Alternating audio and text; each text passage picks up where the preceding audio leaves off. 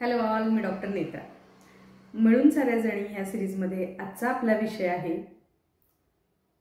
समजला विषय? पुन्हा एकदा ट्राय करूया. आता तरी समजला का? नाही समजला? कसं काय बरं? हा तर गेम आपला नेहमीच आहे. शांत राहायचं आणि समोरच्यानं समजून घ्यायला पाहिजे. कोणते तरी एक्सप्रेशन्स द्यायचे आणि समोरच्यानं समजून घ्यायला पाहिजे. बरोबर आहे ना? बहुतेक स्त्रियांच्या आवडीचा गेम आहे हा. आणि मग त्यांना असं वाटतं की मी असं शांत राहिलं किंवा काही असे वेगळे एक्सप्रेशन्स दिले की समोरच्यानं, स्पेशली नवऱ्यानं, सगळ्या गोष्टी माझ्या समजून घ्याव्यात आणि अशी जादूची कांडी फिरावी आणि मग त्या सगळ्या गोष्टी त्यांना समजून घेऊन काही वस्तू पाहिजे असेल तर वस्तू आणून द्यावी, काही भावना असतील तर त्याच्याबद्दल त्यांना रेसिप्रोकेट करावं, समजावून सांगावं, काय जे काही असेल ते ह्या सगळ्या गोष्टी अशा अवतीर्ण व्हाव्यात. आता तुम्हाला जर माझा साधा एक टॉपिक गेस करता आला नाही तर त्या बिचाऱ्या बापड्या नवऱ्याला तुमच्या मनातले 1 करोड जे थॉट्स असतात त्याच्यातले जे काही 10-12 थॉट्स आहेत ते असे पिक करून तेच तुला होतंय हे सांगणं किती शक्य आहे? तर आता मजेचा भाग सोडूया. अनेक स्त्रिया हा गेम रोज खेळतात, काही मध्ये खेळतात, काही हॉर्मोनल इम्बॅलन्स झाल्यानंतर म्हणजे जेव्हा पिरियडच्या आधी मध्ये अशा वेळी खेळत असतात. तर कधीतरी गेम खेळला तर ठीक आहे. रोजच तुम्ही जर हा सायलेंट गेम खेळायला लागला तर तुम्हाला काही महत्त्व राहणार नाही. तर याच्यामध्ये मी हे सांगते कशासाठी? तर मोकळेपणानं बोला. तुम्हाला काय होतं हे मोकळेपणानं सांगा. तो तुमच्या समोरचा जो पुरुष आहे, जो तुमचा लाईफ पार्टनर आहे, बऱ्याच वेळा त्याचंही पहिलंच लग्न असतं. असं नाही की तो पहिल्या 10 लग्न करून व्यवस्थित ट्रेनिंग घेऊन आला आहे आणि आता तुम्ही डावीकडे डोळे केले तरी काय आणि उजवीकडे डोळे केले तर काय हे बघितलं की त्याला लगेच कळतं की हां, याचा अर्थ हा आहे आणि याचा अर्थ हा आहे. तोही बिचारा पहिलंच आहे, त्याचं सगळं ते कन्फ्युजन आणि ते सगळे त्याचे टेन्शन्स आणि ह्या सगळ्या गोष्टी त्याच्यासाठी पहिल्यांदाच आहेत. आता स्त्री जेव्हा अनेक स्टेजेसमध्ये जात असते तेव्हा त्याच्यासाठी ह्या सगळ्या स्टेजेस त्या मुलीला समजून घेणं, तिच्याबरोबर राहणं, तो कोणत्या पद्धतीच्या बॅकग्राऊंडमधून त्याच्या घरात त्याच्यावर संस्कार झाले, त्याच्या घरात स्त्रियांचं वागणं कसं होतं, अशा अनेक गोष्टी त्यालाही इन्फ्लुअन्स करतात. त्यामुळं सरळ साधं सोपं ठेवा. जेव्हा मुलींचे मेनार्के असतात, जेव्हा स्त्रियांची प्रेग्नन्सी असते, डिलिव्हरी असते, मेनॉपॉज असतो, त्यावेळी स्पष्टपणे सांगा असा असा मला हॉर्मोन्सचा त्रास होतोय, अशी मी या फेजमधून चाललेली आहे आणि तुम्ही मला प्लीज याच्यामध्ये मदत करा, मला समजून घ्या. आणि तुम्ही जेव्हा असं दिलखुलासपणे बोलाल ना तेव्हा अक्षरशः घरात मॅजिक होतं.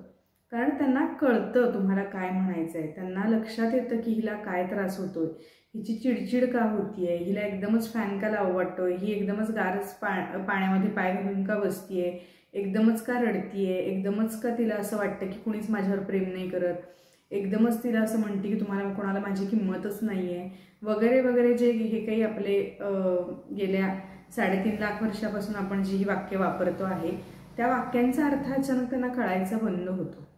तर असं करू नका. तुमची जी काही फेज आहे, नॅचरलीच स्त्री खूप साऱ्या फेजेसमधनं जाते, ते नेचरनीच दिलेलं आहे. पण ह्या फेजेसमधनं जात असताना जेव्हा तुम्हाला त्रास होतोय, क्रॅम्प्स येत आहेत, काही डिस्चार्जेस होत आहेत किंवा उगाचच मूड स्विंग्स होत आहेत किंवा तुमचं जे काही इंटरनल फिलिंग आहे, मानसिक काही घुसमट होती आहे, ते तुमच्या लाईफ पार्टनरबरोबर स्पष्टपणे बोला. आता जेव्हा तुम्ही बोलाल तेव्हा काय होईल? पहिली गोष्ट तर तुम्ही तुमचा प्रॉब्लेम व्यवस्थितपणे समोरच्याला समजावून सांगा. असं नाही की आरडाओरडा करत आपण काहीतरी चिडचिड करतोय आणि तुला काही कळतच नाही आणि तुला काही माहीतच नाही आणि मी कशातून चालली.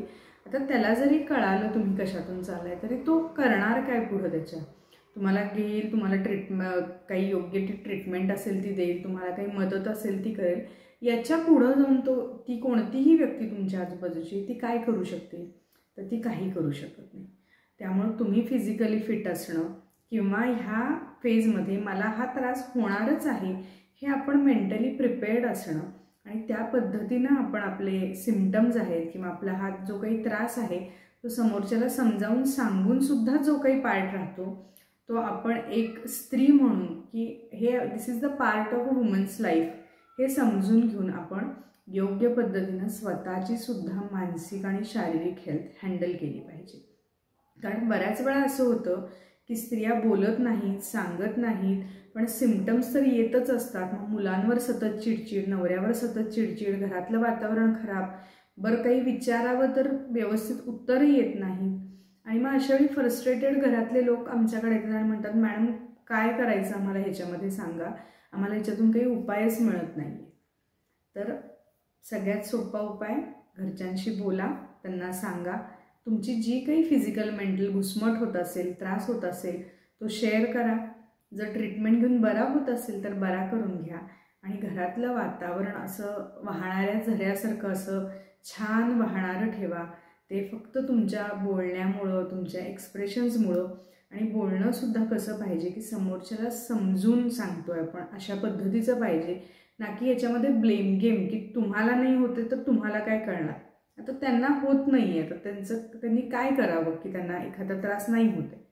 ते काही करू शकत नाहीत, ते तुम्हाला मदत करू शकतात, अजून काही करू शकतात, पण ते तुमचा त्रास काढून घेऊ शकत नाही. त्यामुळं प्रत्येक स्त्रीनं हे समजून घेतलं पाहिजे. आणि आपलं आणि आपल्या फॅमिलीचं आयुष्य या फक्त एका छोट्याशा सवयीमुळं किंवा या छोट्याशा एक आपल्या अंडरस्टँडिंगमुळं खूप सुसह्य, खूप बॅलन्स्ड आणि खूप छान बनवू शकतो. आणि घरातलं वातावरण छान असल्यामुळं त्या स्त्रीचे सुद्धा या ज्या फेजेस असतात त्या खूप शांतपणे, खूप चांगल्या पद्धतीनं पार पडतात. आणि त्या स्त्रीच्या मनावर, शरीरावर त्या फेजेसचे काही व्रण राहत नाहीत. त्यामुळं बोलणं किती महत्त्वाचं आहे आणि योग्य वेळी, योग्य टोनमध्ये आणि योग्य त्या भाषेत बोलणं हे अतिशय महत्त्वाचं आहे. तर माझी प्रत्येक स्त्रीला कधीतरी मजा म्हणून ठीक आहे खेळायला सायलेंट गेम, मला पण आवडतो, पण सारखं सारखं नाही तेच करायचं. जेव्हा गरज आहे तेव्हा छान दिलखुलासपणे बोलायचं. आपल्या ज्या मैत्रिणी असतात त्यांना सांगायचं, ज्यांना कोणाला तुम्हाला शेअर करायला आवडत असेल. पण मी प्रायोरिटीनं सांगेन फॅमिलीला शेअर करायचं, कारण ती तुमच्याबरोबर 24/7 असते आणि तुमच्यामुळं घरातलं वातावरण छान असतं. आणि तुम्ही जर अशा डिस्टर्ब असाल, वैतागलेल्या असाल तर घरातलं वातावरणसुद्धा तसंच डिस्टर्ब होतं. त्यामुळे ही काळजी नक्की घ्या. छान बोलत राहा, शेअर करत राहा आणि तुमचं आणि घरातलं वातावरण उत्तम पद्धतीनं मेंटेन ठेवा.